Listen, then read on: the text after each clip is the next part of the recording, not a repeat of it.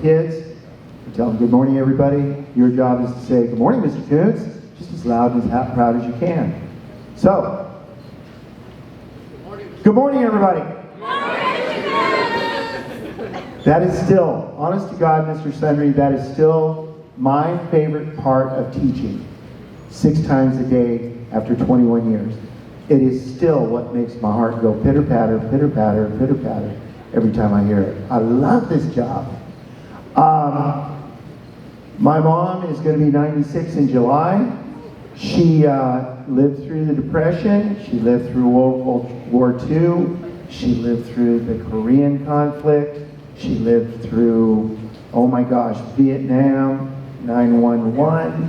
She still is going strong today. She goes to the gym 3 days a week. She still drives herself around. She goes to Tulare and gets her hair done. I'm so jealous. I'm not anymore, no. Mr. Sundry and I are loud and proud about our baldness now, right? There it is there. Mr. Izazari touched on something that I think is important, and I emphasize it to my class. You have grandparents. Some of you may be lucky enough to have great-grandparents. They have stories to tell. They've lived through so much. Those experiences and those life stories are so important. Talk to them. Listen to those stories.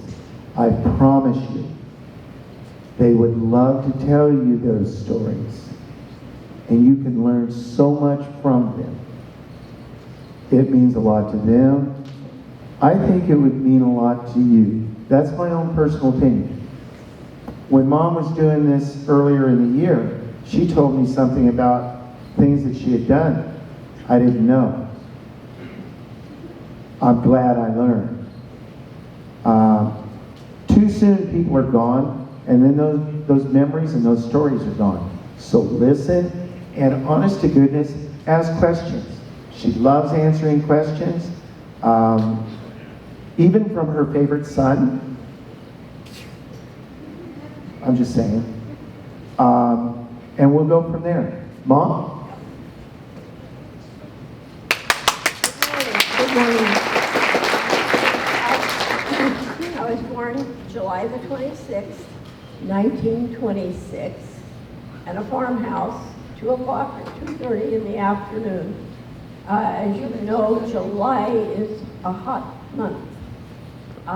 Anyway, my childhood, we had a little town named Flat Center, and we would get to go there once a week to trade our cream and milk and our eggs for flour, sugar. We didn't have to buy any shortening because we had hog lard.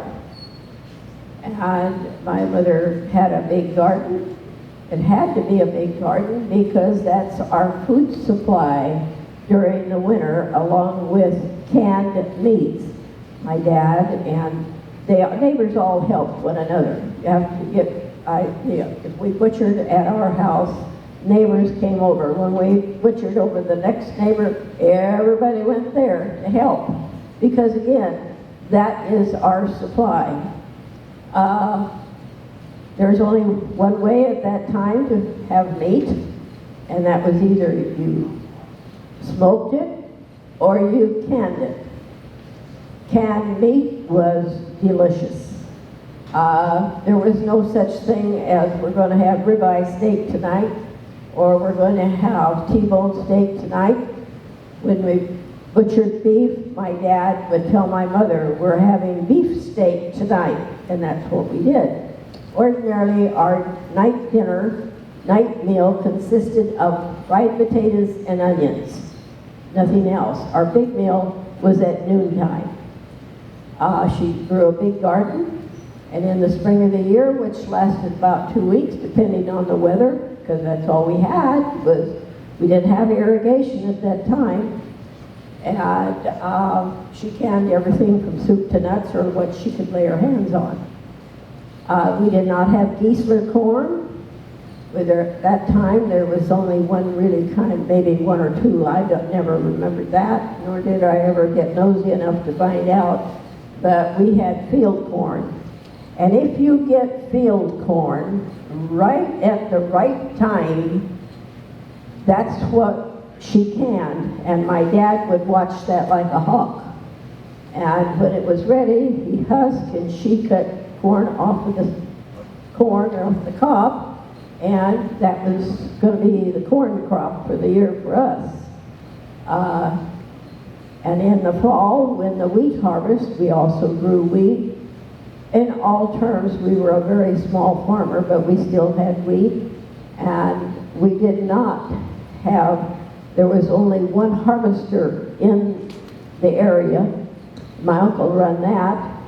And so when we did that, I had an uncle that came out from Columbus, a town a little bit further away, and they gathered the wheat and set it up in stalks, round stalks, and then the harvester could come through and thresh it.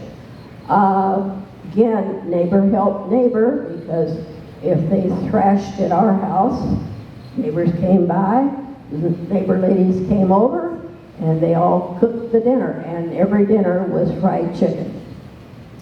And the chicken was killed that morning because we had no refrigeration, so that's the way it was.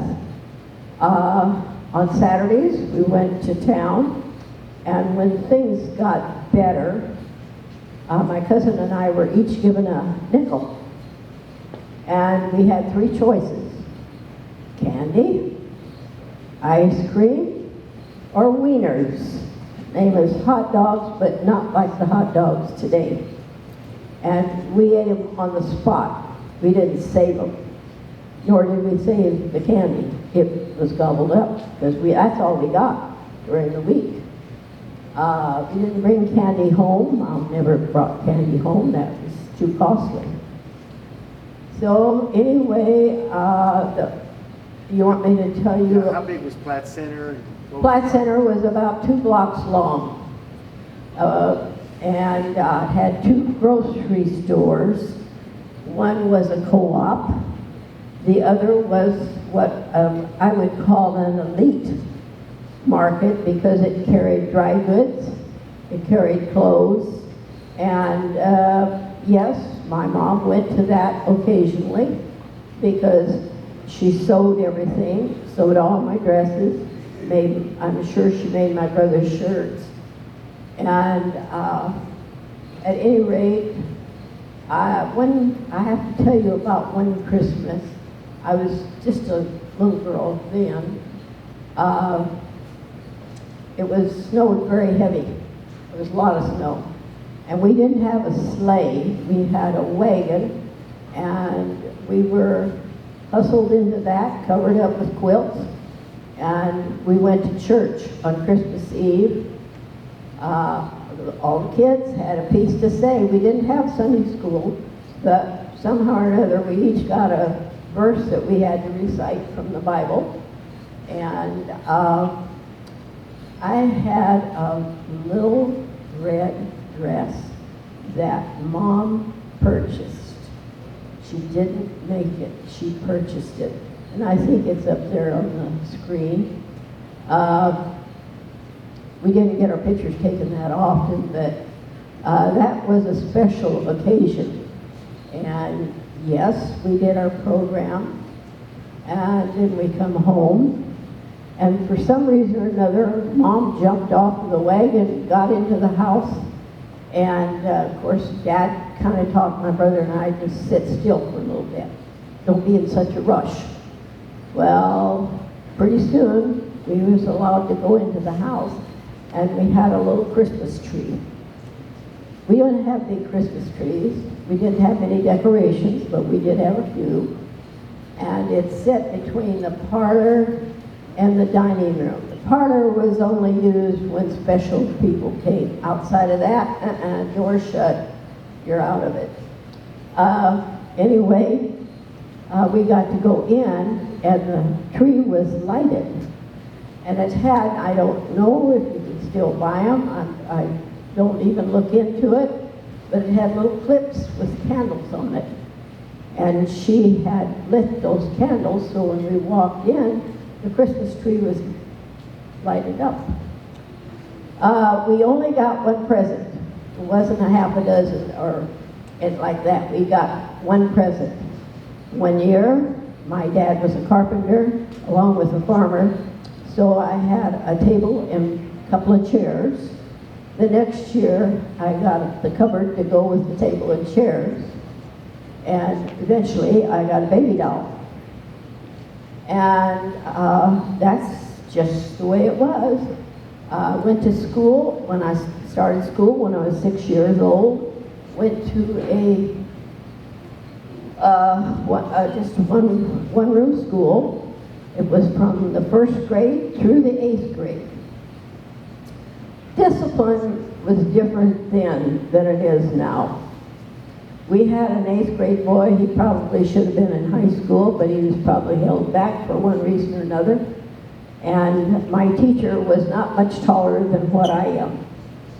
And in the corner of the room was a razor strap. Now, those of you that don't know what a razor strap is, it's about 3 feet long or a foot. It's bigger than any foot, I can guarantee you that. Men used it to sharpen their straight razors because that's what they shaved with. Well, anyway, he decided that somewhere along the line that morning that he would read her a new line. He began cussing her, telling her how the cow ate the cabbage. She went over to the corner of the room, grabbed the razor strap, and let me tell you, when it cracked, he listened. And he got about 3 or 4 slices of that. He was told to go home. That night, we did have a wall telephone. Everybody mostly had a wall telephone, strictly for emergencies. Well, evidently that was an emergency because there was a school meeting that night with the parents, with the board, and the kid was kicked out of school. Don't know what happened to the parents, whether they moved or whatever. She had no problem with discipline after that. When you were told to do something, you did it. I talked a lot, so I got in trouble, so I had to sit in the front desk. And still like to talk today, if anybody will listen. And so then I got several awards written from the county for perfect attendance for 2 years straight. I never missed a day. Another thing, I did get the hard measles, but it wasn't during the school year. And at that time, when you got something like that, the windows was covered. You got to stay in one room. The windows was covered, so there was no light coming in because that's going to affect your eyes. I had that. I've been lucky through my life. I've had 1 surgery for gallbladder. Outside of that, I've been very fortunate. What was your home life? What was my home life like? No, the outhouse and Oh, the outhouse. We had no indoor plumbing. indoor plumbing. We had no indoor plumbing at all. We washed the dishes in 2 pans, one with hot water and soap. As another thing, Mom made the soap. Most ladies did. Was lye soap. It was used for everything. That included the dishes, that included the bath water, the whole thing. You didn't take a shower or a bath every day either. We had what they called the number 3 tub. And on Saturday nights, because church was the next day, and this is the way it was in most homes, and it, whatever denominations there, that's just the way it was. So the kids started first with the bath, and by the time the bath water got done, Daddy got it. And that was it. There were 3 buckets in our porch, and no water because water was short, and we did have a windmill, and we had a hand pump with that, so that water was carried into the house. The Water was like a washstand with a pan, and it had a rod across the front of it, top of it, and that's where you hung the towels. If you were going to have special company, a pretty towel was hung up there for the wash deal. And at any rate, there was a bucket with a dipper. It was full of water, and that's what was used for dishes. That's water we drank out of that. The whole bit. That was it. How depression affects your days back then? Depression, we were rich as I look at it now, but we thought we were poor. I can say this, our house was far from fancy. It was strictly a farmhouse. We didn't have fancy furniture. It was stable furniture. In the kitchen was a cook stove, the table, and the chairs. Dining room, we did have a dining room set up and a buffet in there, and that's where we fed the company.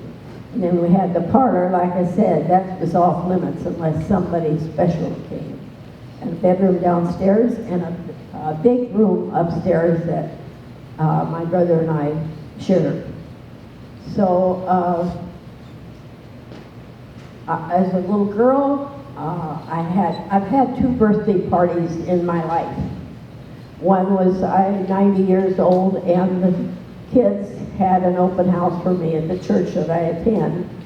And then I had one, and I like to say it was when I was 9 years old, but a possibility it was when I was 8. My mother baked a cake, no candles, and no presents. I had my little friends over from school and church, which I would say there were probably 5 or 6. What did we do for games? We played house. And there were no boys, it was just all little girls.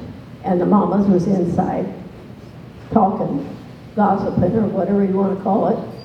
And I got to wear my Sunday dress, and it was lavender color. That's how well I can remember it. And that's the 2 parties that I've had in my lifetime, which is plenty. I'll go on to the Depression. Actual Depression hit. 1929, the banks closed. Money was zippo. I lost $1.35. I had a little checkbook, and at that time, when kids were baptized and had something really special, you got a few dimes, and it was put in the bank. Well, that was gone. And so whatever money people had in the bank, it was kabush. There was nothing left. There were no food stamps, no food giveaways, but we did share. When the farmers butchered, they would butcher an extra steer, an extra hog, because the people in town, most of them could have chickens and they had a garden. So that part was taken care of, but they had no meat. And at that particular time, there was not a butcher shop in Platte Center. There was later on, but not right then. So we shared. Dad would kill us the beef, and he would kill somebody in town a beef. All farmers did that. That wasn't losing their place. A lot of farmers lost it. A lot of people in town lost it. And that's when they started migrating to the land of sunshine and oranges.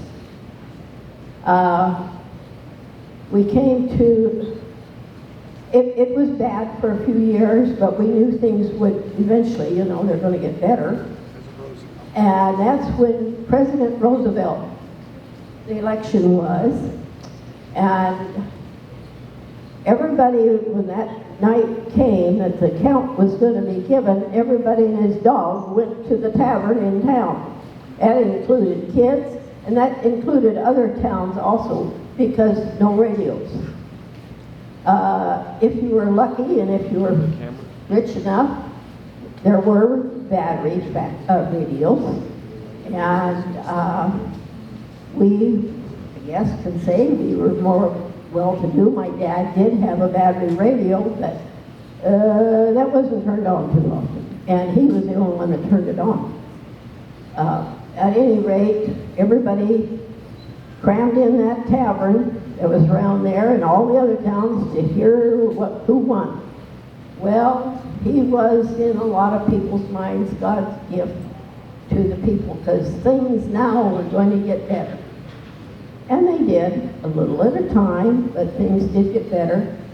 They had the WPA, which put men to work building bridges, roads, and etc. Then in 1935, Social Security Act came in, and if they hadn't, every administration since ever would rob it, why Social Security would be fine, but every administration has had its fingers in the pot. And that doesn't make whether you're Republican, Democrat, Libertarian, or whatever. They've all had their fingers in that pot, and they put it for their whatever they want to. And some of it's good, some of it you disagree with, but there's nothing you can do about it. That's the way it is. What caused you to move to California? 1936 was a bad year for us, especially the first half. We had a heating stove in the dining room, and the door had little windows, as I call it, and they were made of isinglass. I don't know if they make it anymore or not, and we burned coal. As you know, coal makes gas, and so if you don't keep it going. And that morning we had been to a funeral in Platte Center, and we come home and Mom had to get back to canning meat.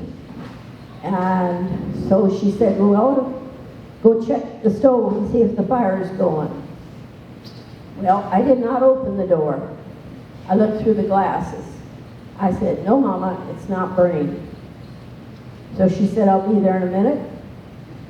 And in them days, women wore their hair real long, like you girls do today, only they rolled it up in a bun and had big hairpins and kept it that way. My mother wore it, not every woman, but a lot of women, I'll put it that way.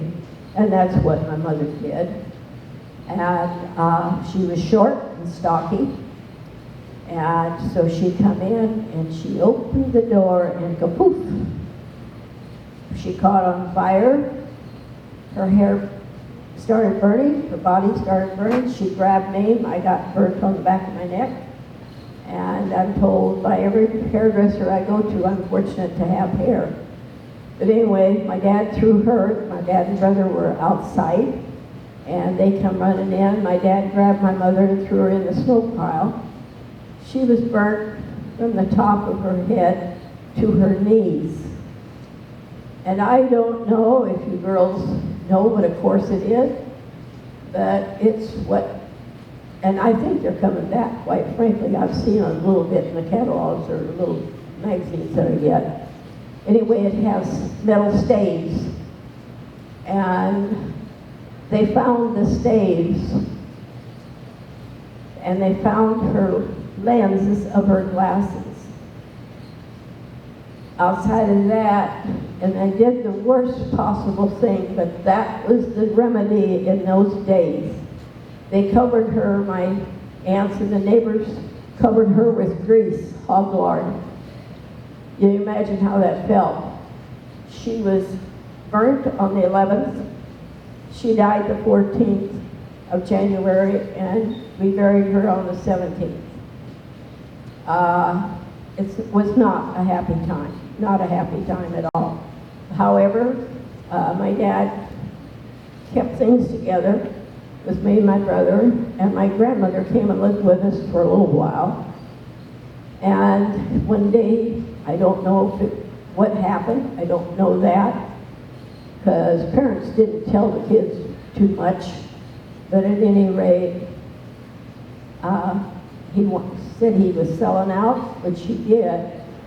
Going back just a little bit on how cold it was after my mother died, because it was the same year, he looked out the kitchen window and he noticed the neighbor. It was probably, as a crow flies, about 3/4 of a mile. He couldn't see any smoke coming out of their house. So he sent my brother over, and he got frostbite on his nose. But at any rate, he came back and he said, "Dad, they're burning coal." And Mrs. Dietrich doesn't have any shoes on. She's barefooted. She doesn't have any shoes. They had 13 children. And so my dad told my brother, "Let's hook up the wagon and share our coal with them," and that's what they did. She lived many years. I went back to Nebraska several different times, and I visited with her. The kids, their children bought her a home after they were grown, and some of them were in the service. They bought her a home, furnished it, doing fine.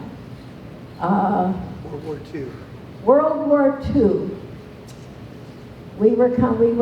We had made it to California, and we were coming home from Montebello, come right through the heart of LA, and it was a Sunday, and we saw this man on the corner yelling, Japan bombed Pearl Harbor. I'm sorry, I always say Hawaii, but Pearl Harbor. And Mom and Dad he had remarried in 1940, and we hurried home because she did rent out rooms, and we had two young men that belonged to the National Guards. They had already left. They said they were already called for active duty, and we never heard from them again the whole time.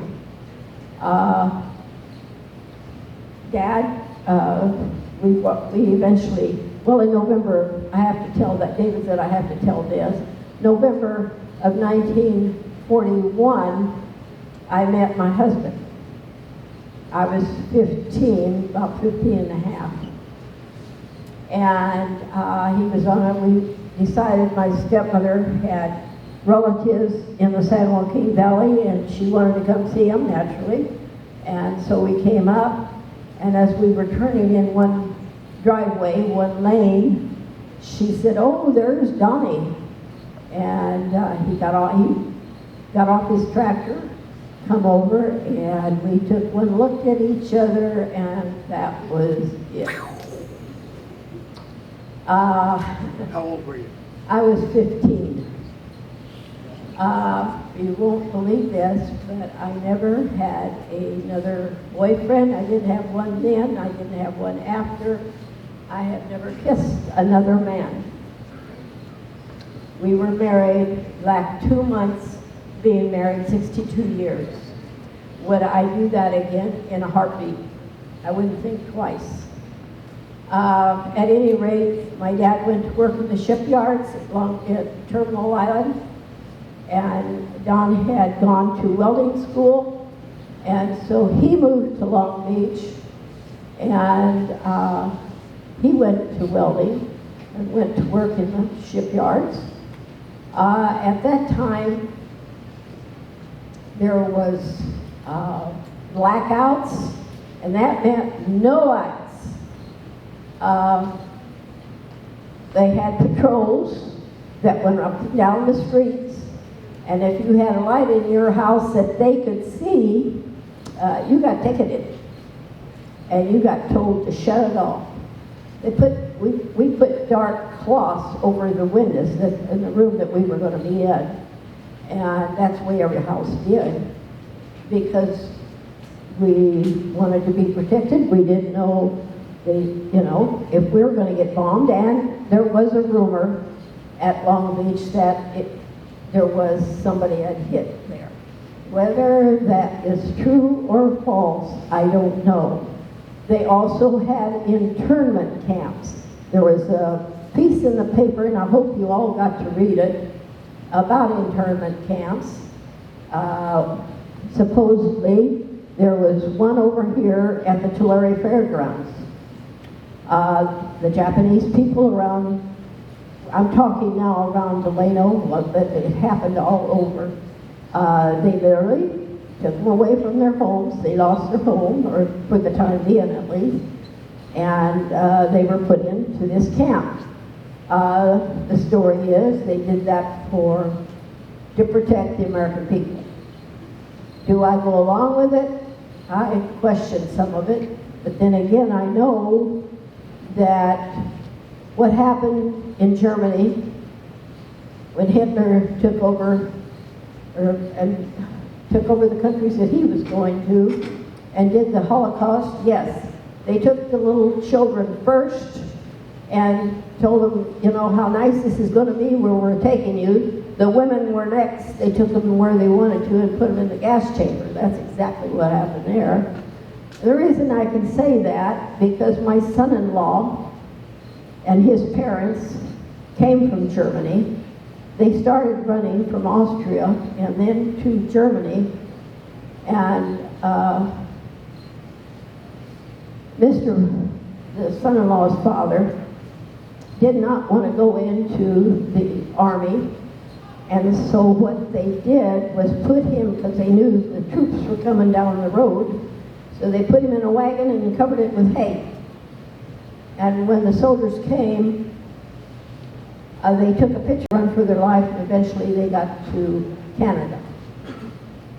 So all that is pretty much true. It was terrible.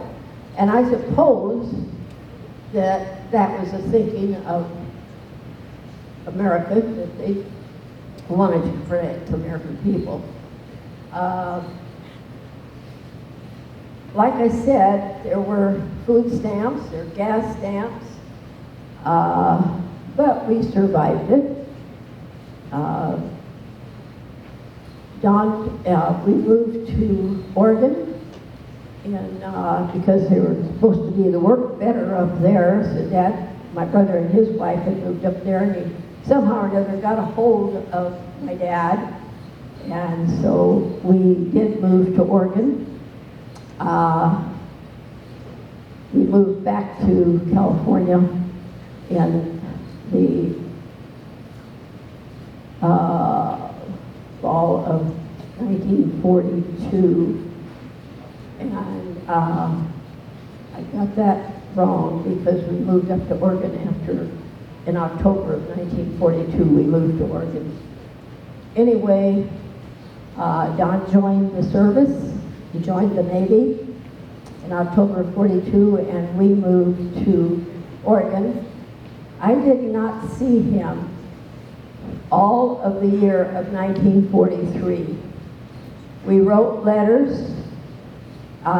His address was Donald Koontz and his whatever he was at that time, and it was VP 74, New York, New York. And that was it. I never saw him all through 1943. He did come back in 44 in February, and he said, "We've done this long enough, we're getting married." He said, "Get your blood test, and when I get a 10-day leave, I'll come home." Well, those 10 days went real fast because most of it was riding the train back and forth. But we took what we could get, and in August, I did get to go to Norfolk, Virginia, and the train did not have air conditioning. The windows were up. You can imagine how dirty we all looked, and the trains were crowded with servicemen, men and women, the whole bit. But anyway, that's the way it was. Got to Norfolk, didn't know if he'd be there or not, but he was, and life went on. We're running out of time, and I've got to ask for questions. So, Questions? We're running out of time, so questions. Yes? What was the story about green, like red lights and green lights, traffic lights? Traffic lights. oh, the traffic light. You want to hear about that one? Okay. When we came to California and we were heading to Montebello, my brother asked my Dad, what's that red and green and yellow on the post mean? At first it's red, then we come across another street, it's green, then the next it's yellow. What is that? Well, Dad had an explicit answer, but it's, I don't know. Well, we get to the neighbors and get to the relatives, and the first question we asked him, and my uncle told him, and he said, I hope, Henry, that you obeyed them.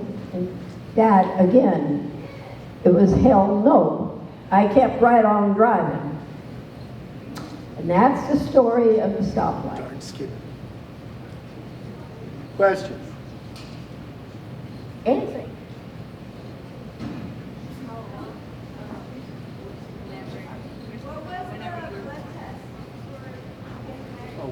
Oh, the blood test? Well, I took the blood test when he came home. He said, get your blood test. I don't think you take the blood test anymore. Well, you did then.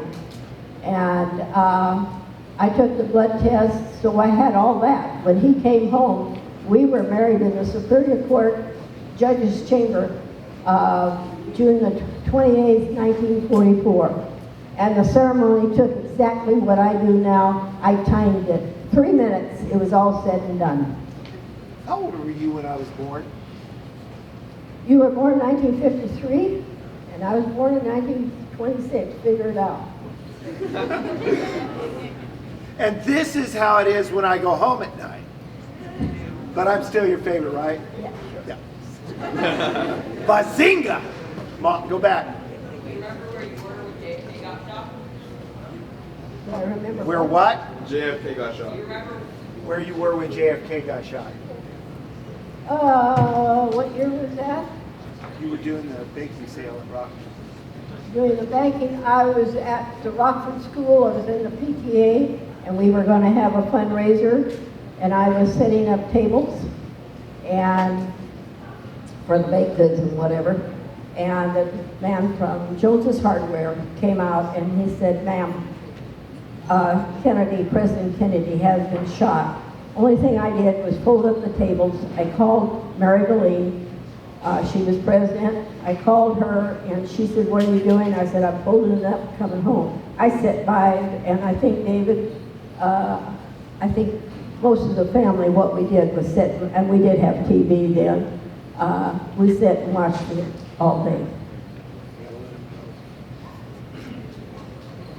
I know the bell's about ready to ring, and I know you're going to be heading your other classes. You guys did an awesome job. You guys are very respectful. Thank you for that. My mom enjoyed it. I enjoy it every time I get to hear her tell stories. So I'm going to say it again. Ask your grandparents. Your grandparents about my age. So go for your great-grandparents.